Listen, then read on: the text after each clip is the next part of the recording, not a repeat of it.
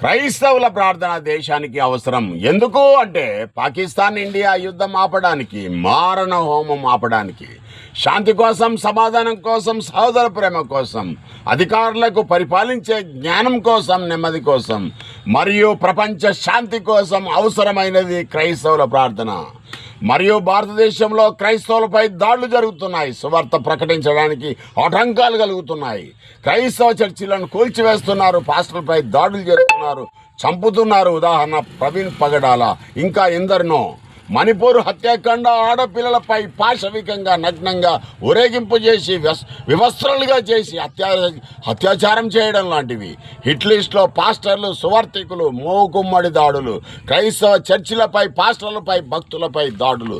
వీటన్నిటినీ ఆపడానికి మనం అందరం కలిసికట్టుగా మన హృదయాన్ని దేవుని ముందు కుమరిద్దాం. అందరం కూడా కలిసి రండి, అందరం ఏకంగా ఉందాం. శత్రువైన